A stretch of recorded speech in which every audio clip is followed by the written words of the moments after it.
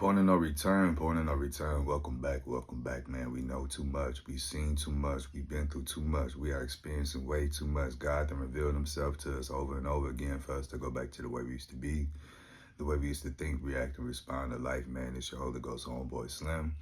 It's LIMM, simply living in my moment, which means yesterday is gone, tomorrow's never promised. All you have is right now, this moment, and I hope you fully living in yours because I'm fully living in mine, man. Just back with another quick word. God cannot and will not lose his majesty. It don't matter what people saying, if they believe in him, if they give him credit, if they try to deny his existence, if we don't praise and worship him, God will make a rock cry out. God is the only being, the only deity, the only thing, the only person who has ever been by themselves. Hence, that's why he created all this, because he knows what it feels like to be in the void, to be an idea, to be a thought, to be,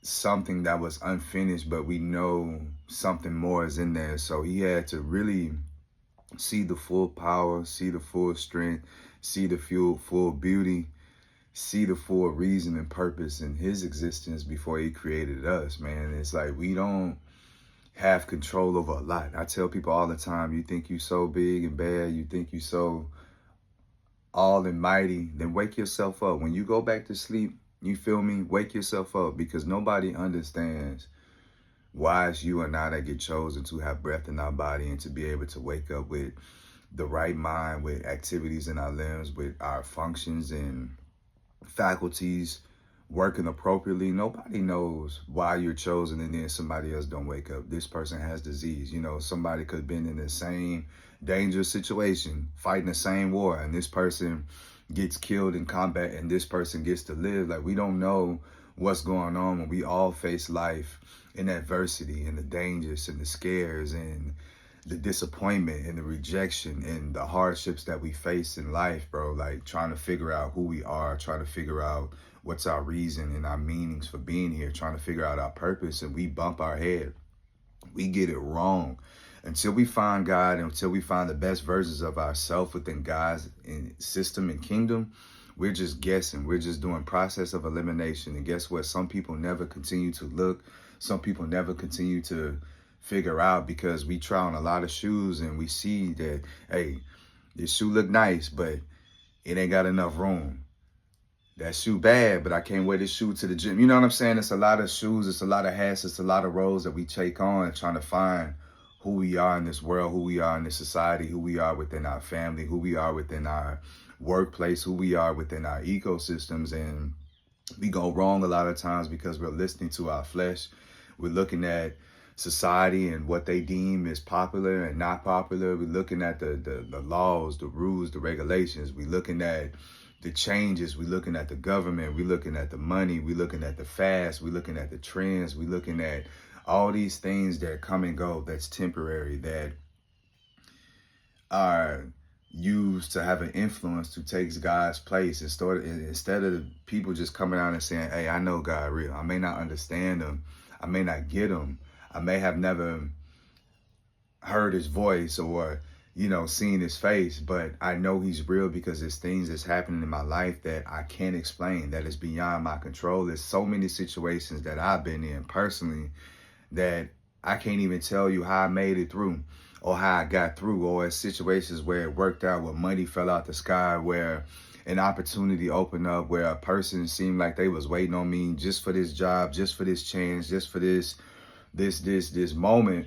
And here it is, God reserved me to be set in this particular time, particular place with this particular person. And then boom, the miracle happens, the manifestation takes place, the blessings, the breakthroughs, they all come forward because you learn to be obedient to God's will and God's way. See, people think if they don't acknowledge God, if they don't accept God, if they don't praise God, if they don't worship God, that he's not going to continue to receive the credit and the worship and the praise and the love and the respect that he gets from everybody. Just because you don't believe in God or you don't trust God or you don't respect God doesn't mean that the next person feels the same way that you. It's a lot of people who've been lost, who've been misguided, who's been misinformed about who God is and his reason and purpose for his existence. It's for us, bro. He doesn't need us. God is God all by himself. He doesn't need any accolades. He doesn't need a hand clap. He doesn't need uh, none of that. He's gonna be him regardless. We need him. You know, we need him because we're in this paradox. We're in this thing that we call life. That yeah, you get it.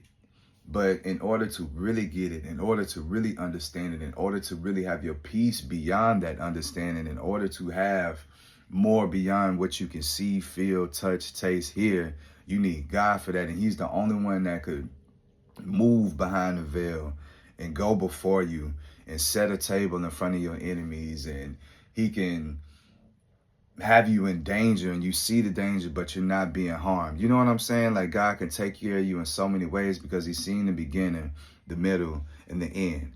He knows you before you even formed in your mother's womb. He knows how many hairs you have on the head. He knows why you're here. He knows your job, your role, your duty, everything, bro.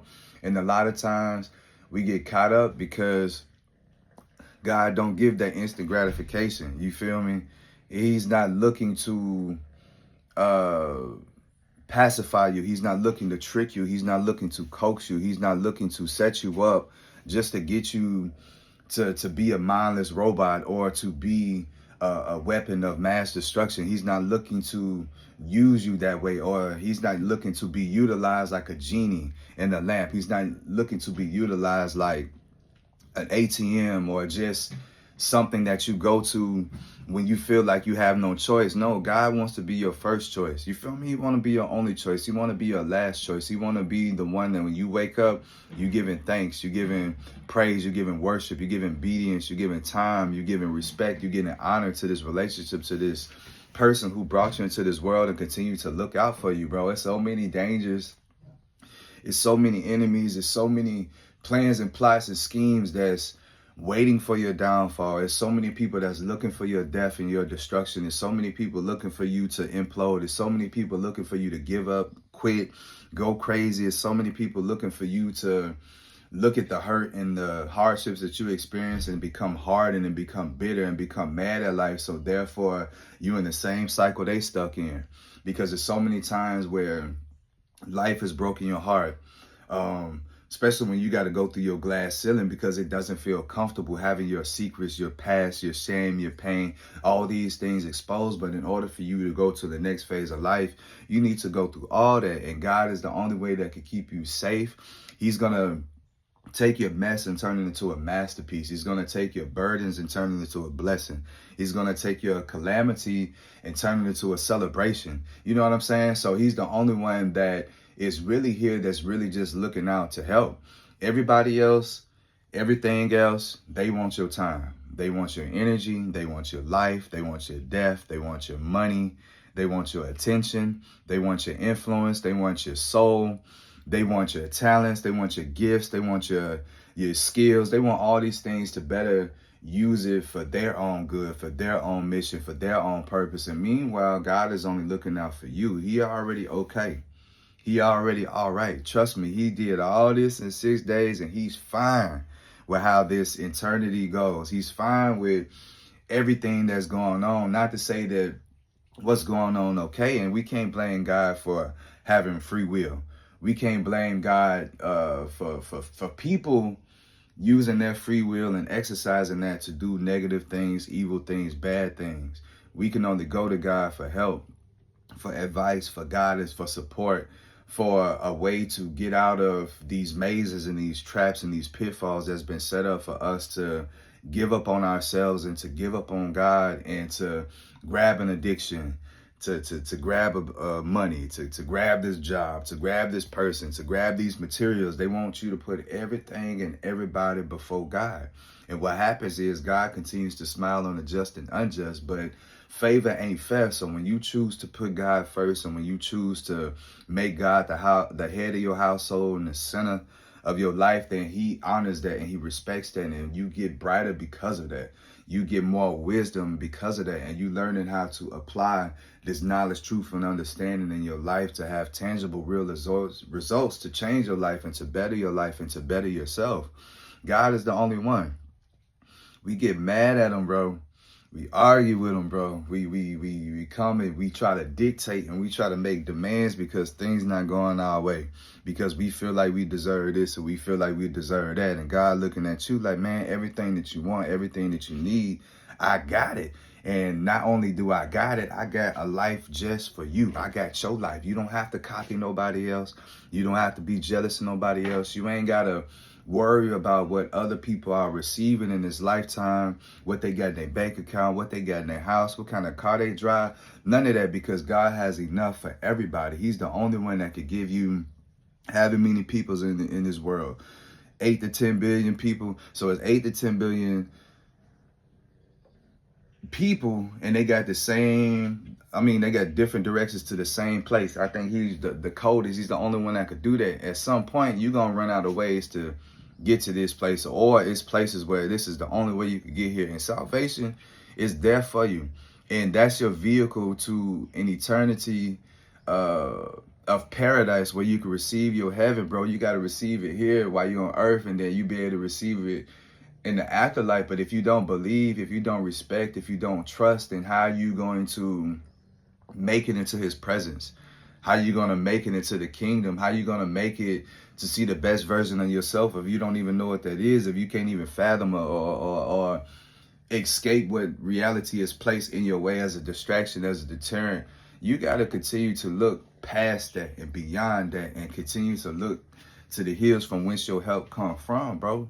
But God, he can't never, he done it all, bro. He done too much. Just him waking us up, bro, and just getting us started on our day. Just the things that he's done, what he's brought us from, what he's bringing us toward, what he's brought us through, bro. Like, that's enough. You feel me? But God continues to do more and pour more. But people get a limited, I guess, version of God because they limit God. God is not limiting himself, and he's not limiting you. You got to just persevere and look beyond any limitation that this world has set upon you in order to get to that next level of faith, because that's what miracles and signs and wonders is. Things that you can't explain. It's things that you may not be able to fathom, but you know is real. It's things that other people may not believe, but you know that they can't disprove you because you know what God has been doing in your life. You know what he's been speaking in your life. You know what he's been pouring into you, and he's been giving you visions, dreams. He's been giving you signs. He's been with you this whole time. He talked with you. He walked with you. So can't nobody take away God's role is important from you.